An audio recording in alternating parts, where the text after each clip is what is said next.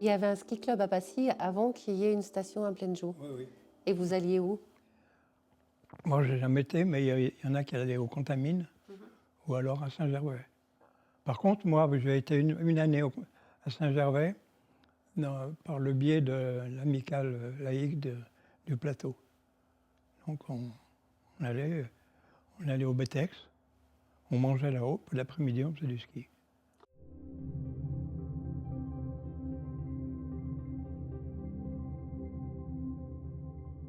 On est sur ce terrain, et qu'est-ce qu'il y avait sur ce terrain? Rien, sauf que lorsque nous avons décidé donc avec des membres du club dont je fais partie, le désir de faire skier nos enfants du pays.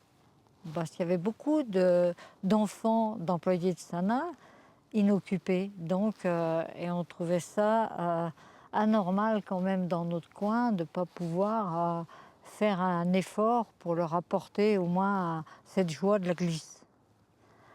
Et on discutait entre nous pour essayer de trouver une solution. Et grâce à nous, on est tombé sur le père Faletti, qui était tout disposé à nous aider. Et il nous a proposé le moteur de sa 2 chevaux. On était surpris, mais pourquoi pas? Alors, donc, cette équipe de bénévoles s'est mise à travailler dans un garage, le garage à Jean-Claude Desmorais, qui n'existe plus. Et donc, ils ont fabriqué les goupilles, les attaches et aussi le support du moteur pour pouvoir le véhiculer. Donc ça a pris quand même un peu de temps. Et quand il a été fini, on l'a transporté sur ce terrain-là. Choisi parce que le lieu d'habitation des enfants n'était pas loin et que le terrain peu pentu pouvait convenir aux enfants qui ne savaient pas skier. Ah, vous m'avez pas dit, mais qu'est-ce qu'il faisait avec ce moteur de 2 chevaux? Alors, c'était le moteur qui entraînait un câble et où ils avaient installé quand même des poulies et qui permettait de monter, de tracter les enfants grâce à la goupille. C'était en fait un genre de tire-fesse, mais de téléski, mais bien avant l'âge, c'est ça, non? Oui, c'était comme les fils-neige actuels d'enfants, mais c'est la corde avec des nœuds qui permet aux enfants de ne pas glisser sur la corde et de monter au sommet de leur pente. Parce que les enfants, avant, ils faisaient comment pour skier? Ils skiaient ou c'était une première? Non, il y avait quand même, déjà dans les années 50, par l'amicale laïque du plateau d'Assy, des sorties scolaires qui se faisaient à Saint-Gervais ou au Contamine. Et l'amicale s'était fournie en matériel pour pouvoir équiper ses enfants. Donc, moi-même, je me trouvais au-dessus de l'école avec un autre moniteur où on encadrait ses enfants dans le champ. Mais quand ils ont su qu'il y avait un fil-neige qui était à côté de chez eux, forcément, ils n'ont pas résisté au plaisir de la glisse. Donc ça a eu du succès. Ça a eu du succès, à tel point que ça fatiguait le moteur. Donc il a fallu qu'ils retournent au garage, réparer ce qui était à réparer et repartir.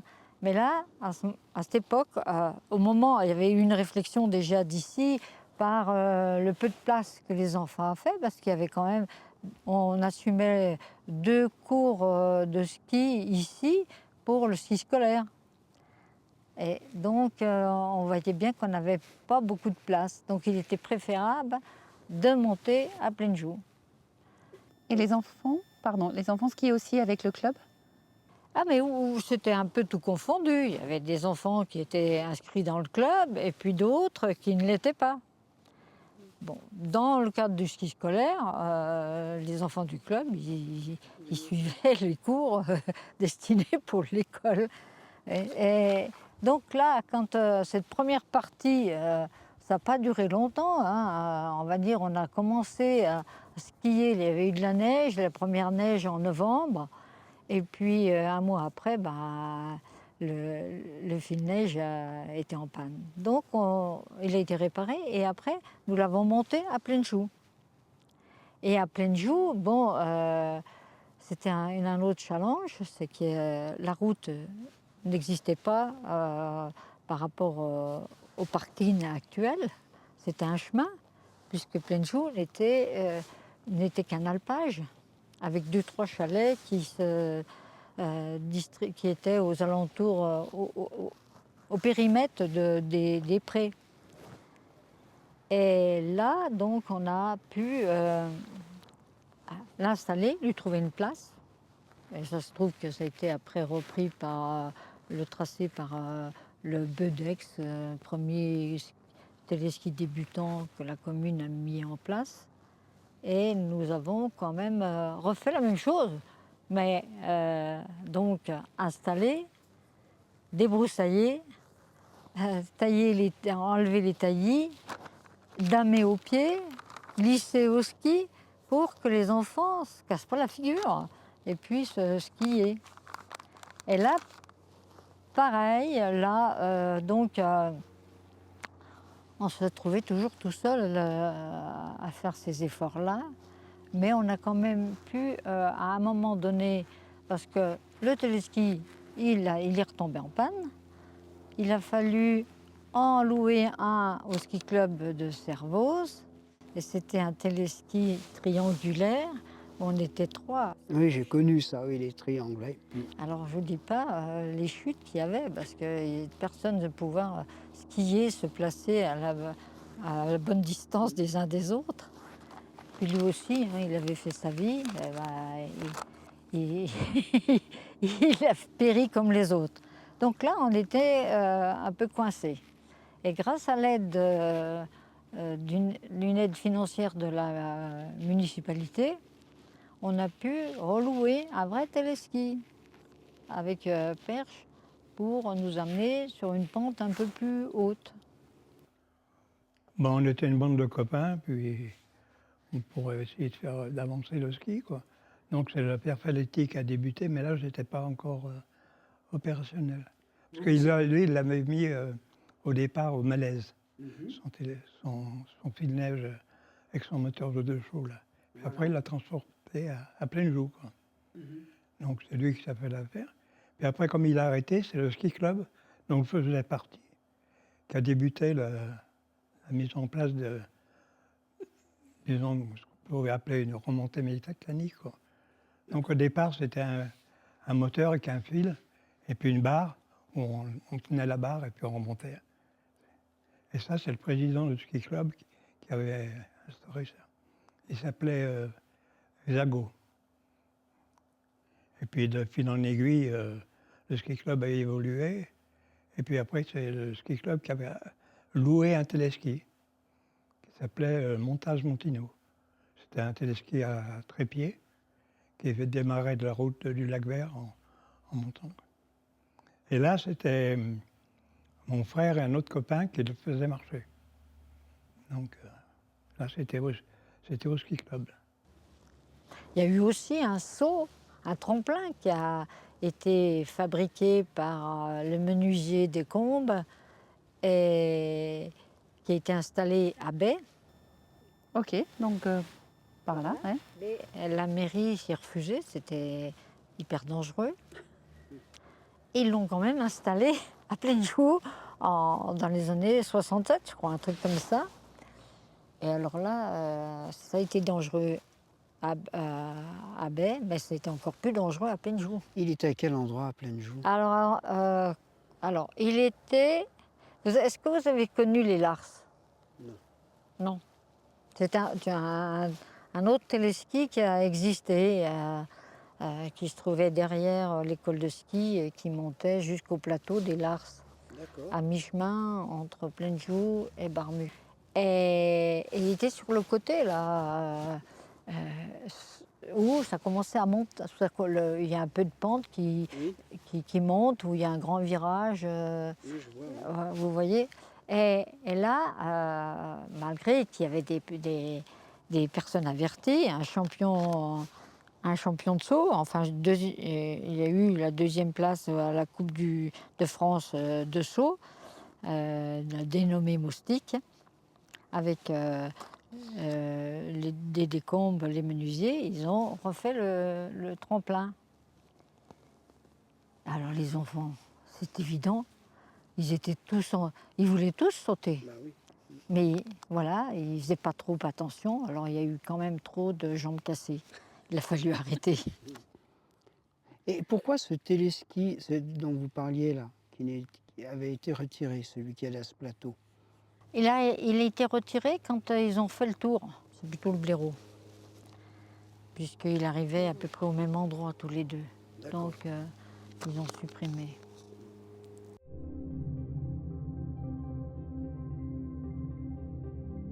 Ben, ça, c'était l'époque 64-65.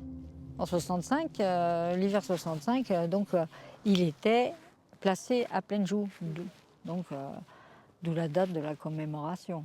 Donc là, avec ce téléski qui avait quand même une puissance que les autres n'avaient pas, donc il y a eu le ski scolaire de la commune de Passy qui est venu sur pleine joue.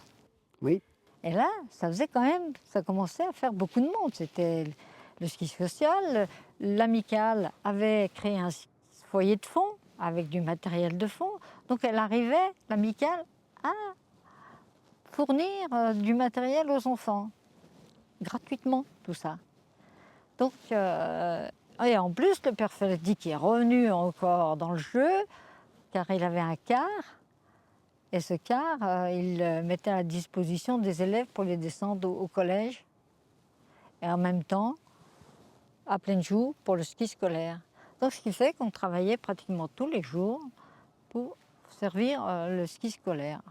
Et c'est comme ça que, petit à petit, la mairie, en 70, a décidé donc de prendre la gestion des remontées mécaniques et de créer la station. Et le père Faletti, il a récupéré sa 2 chevaux. Ah non, il n'a pas récupéré. Il n'a pas récupéré, le pauvre père Faletti. Ben, petit à petit, après, on est arrivé dans les années 68. Donc, je crois qu'il était président. Non, il était au ski club, mais Pierrot Thérias, c'est lui qui était au conseil municipal, qui ont décidé de construire Barmu, quoi. Donc, après, c'est la commune qui a pris le relais, quoi. Je suis arrivé à Plaine-Joux la première fois dans les années 72. Et j'ai été embauché pour l'ouverture du téléski du Tour dans l'hiver 81-82. J'étais un des premiers employés. Voilà. Et à cette période-là, ça a créé un boom de tourisme. Autant des gens du pays que des gens de l'extérieur qui sont venus skier à Plaine-Joux, du fait qu'il y avait quand même 2 téléskis et ça facilitait quand même un peu mieux la montée pour les enfants. Un peu mieux. Ensuite de là, ça a tourné 3-4 ans, exactement, et ils ont refait toutes les pistes de montée pour faciliter encore l'accessibilité en haut des pistes pour les enfants. J'ai travaillé une saison d'hiver, l'inauguration l'ouverture du téléski du Tour. Bah, c'était super ambiance, tout le monde était courageux pour le travail. On profitait beaucoup du ski aussi en même temps. On damait les pistes en ski. La piste de montée, on ne la faisait pas avec la machine, on la faisait avec les skis. Parce que c'était pas pratique de monter avec la machine avec les 2 pylônes côte à côte. Donc, puis c'était assez raide, il y avait beaucoup de neige, donc la cabine arrivait des fois à toucher les poulies supérieures. Et du coup, on damait avec les skis, on montait et hop, on descendait en dérapage.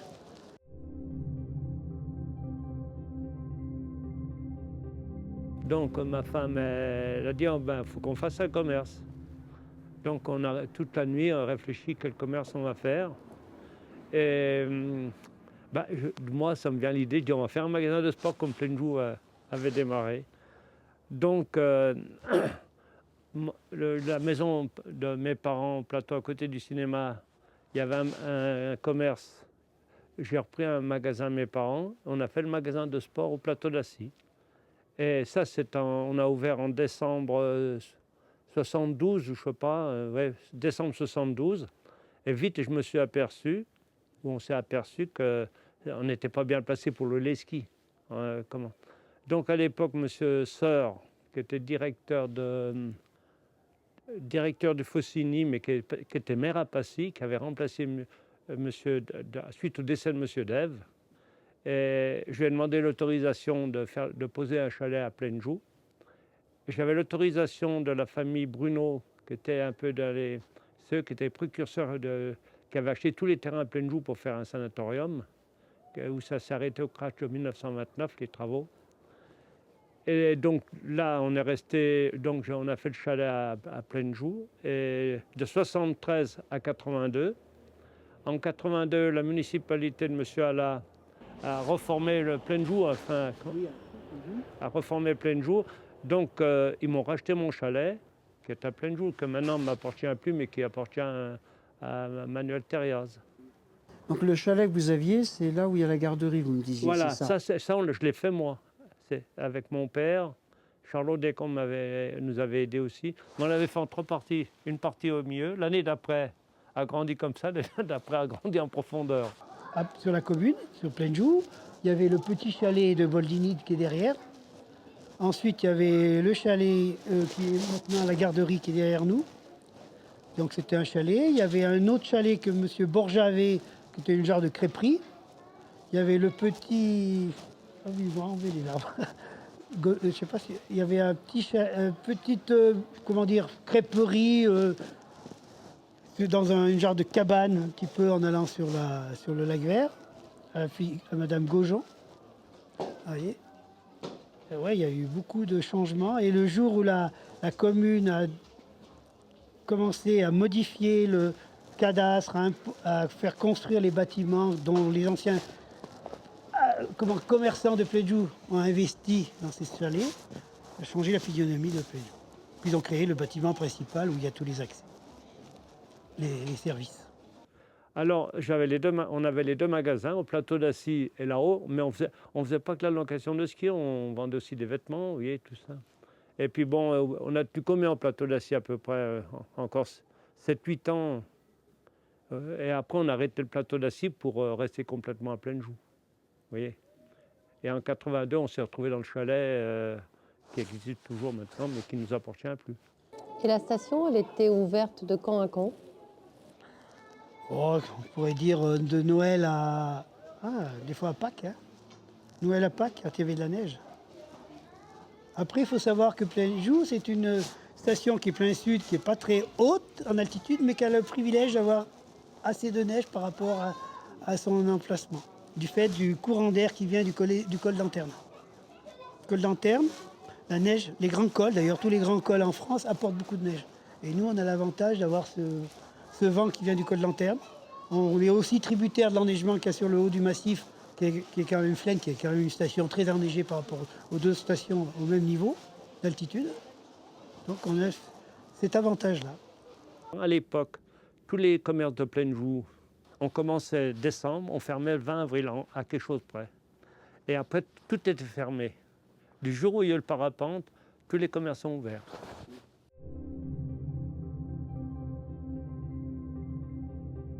Fait le Barmu. Mais c'était pour les enfants du pays parce qu'on ne parlait pas de tourisme à l'époque, ici à Passy. La mairie Raffort-des-Rutes a fait le téléski pour les enfants de Passy puissent faire du ski ici, parce qu'autrement on allait au Contamine. On avait un ski club, il y en avait un à Passy puis un à Chède. Mais nous, au plateau, on nous emmenait au Contamine faire le ski. Au Nivrin à l'époque, je me rappelle. Le premier téléski qui avait été mis donc à Plaine-Joux, qui partait... Le blaireau. Le blaireau, pardon, excusez-moi, j'ai pas bien les termes. Oui. C'était parce qu'il était à cet endroit-là, le premier? Non, il était où il y a le tunnel. Il était parallèle au tunnel. Il y en avait 2 là. De l'autre côté, il y en avait un autre, s'appelait les routes. Il était plus court, il partait que de la route du lac Vert. D'accord. Et le blaireau, il a été fait dans les années... je ne me rappelle plus, c'est moi qui l'ai fait construire. Quand j'étais au conseil. À l'Arc-en-Ciel, c'est Jean-Paul Fivel qui l'a fait construire. Donc je retrouve la date. Mais dans l'ordre, c'était après, évidemment, après le tour. Oui, il était construit après. Il y a eu le blaireau, il y avait un téléski qui allait jusqu'à chez Magnin. Il y a eu plusieurs, il y en a qui ont été démontés. Les Lars avait été démonté, là, qui était en plein milieu. Il y a eu plusieurs fois des aménagements. Voilà. Alors donc il y avait 2 en bas de débutants, le blaireau pour skieurs moyens, et, mais en 70, le plus gros morceau, c'était la construction de Barmu, du téléski de Barmu.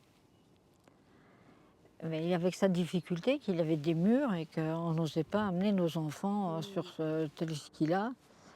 Mais il le fallait pour la progression, mais c'était toujours un gros souci de mettre ses enfants là-dessus. On allait chercher les gamins quand ils tombaient sur les pistes de montée pour les ramener en bas parce que comme le téléski était assez pentu, tu vois. Donc ils ont pu l'aplanir, ils ont pu éviter des murs trop durs pour eux. Et après, ils ont construit en parallèle le tour. Voilà. On avait trouvé un téléski, un télésiège, Oui. du côté de Briançon, Ah oui, d'occasion. tout neuf. Pas d'occasion, il était monté, mais tout neuf, jamais servi. Ça avait changé de municipalité là-bas, ils n'en voulaient pas, ils l'ont vendu. D'accord. Ils l'ont vendu. Ah, il est tout neuf, Alors tout neuf, il était. ça doit valoir le coup. Alors on avait fait on avait donné à soumissionner, quoi. Oui. Et à l'époque, le maire n'a pas voulu. Il fallait mettre une rallonge, ils n'ont pas voulu. Oui. Il était tout neuf, le truc. Après, il fallait l'adapter sur le... Ah, mais là, on avait trouvé les gars. Il y avait un gars qui nous le démontait, remontait.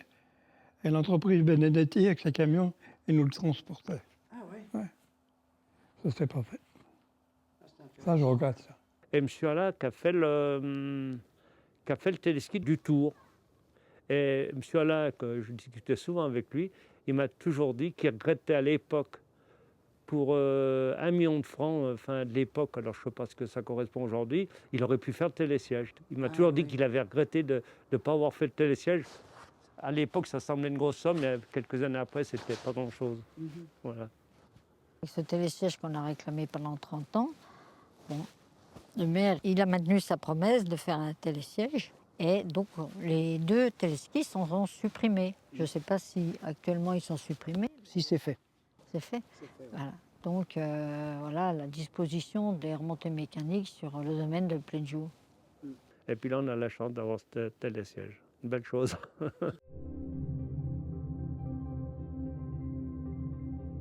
J'ai eu des photos donc d'une compétition, je crois, en 69, avec le prix du conseil municipal, le grand prix du conseil municipal. C'était quoi cette compétition? Vous savez ce que c'était?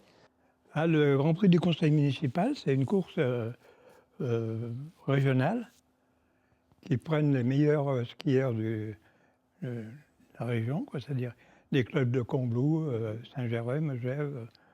Il y avait même des fois le Annemasse, le CSO d'Annemasse, ce qu'on appelait le conseil municipal. Et ça se passait à pleine joue. Mais les grands prix du conseil municipal, il y en a eu bien avant. Les premiers qui se sont faits à Charousse et on arrivait à l'hôtel du centre. Il y avait une course les Charmettes où les skieurs partaient du sommet du pré qui est maintenant le jardin des cimes. Traverser la route, il fallait couper la route. Donc, alors, il fallait juste faire attention que la course ait lieu entre les passages d'écart. Voilà. Et quand même réduire la hauteur de la cassure de la route. Donc, l'arrivée se faisait sur le parvis de l'église. Et ça avait amené un monde fou. Moi, j'ai fait une course là, je devais gagner un skieur en bois. On arrivait devant l'église. Et je me rappelle toujours, à l'époque, c'était Robert Trick qui était cantonnier. Il n'y avait pas beaucoup de voitures, il y avait que le car. Alors pour traverser la route, c'est lui qui remettait de la neige à la pelle pour refaire la piste. Maintenant, ce serait impossible.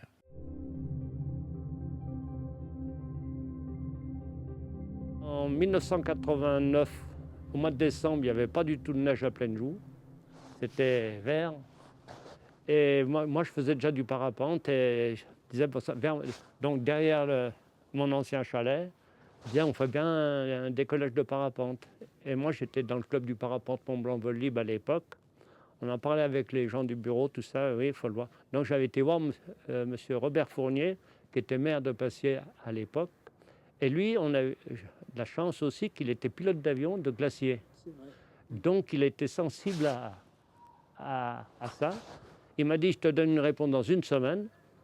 Une semaine après, il m'a dit, c'est OK. Et donc, les employés de la commune qui étaient appelés nous, qui n'avaient pas de travail puisqu'il n'y avait pas de neige, ont coupé les arbres.